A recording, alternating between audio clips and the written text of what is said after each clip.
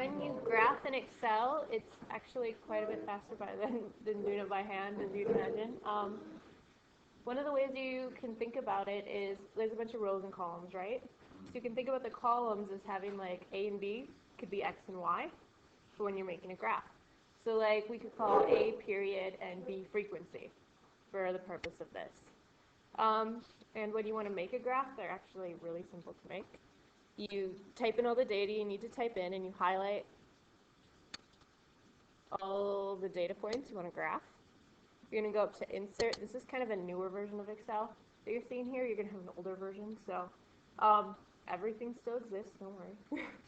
You go to Insert, and on yours it'll be a pull-down column, and you'll click Chart, and that'll bring you to where the graphs are. And you're going to want to click a scatter plot without any of the points connecting. You want to connect them yourself. So just a plain scatter plot, and it'll bring it up for you. And then what you do is you click on the points, and then you right-click on them.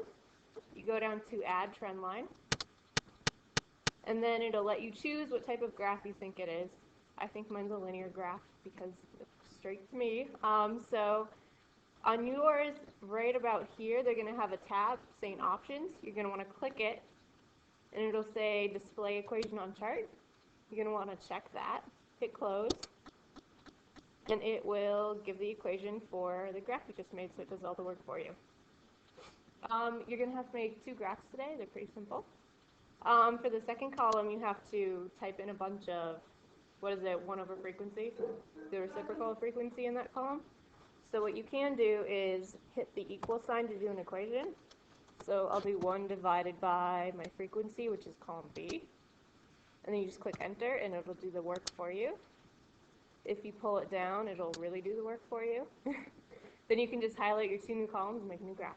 You're done.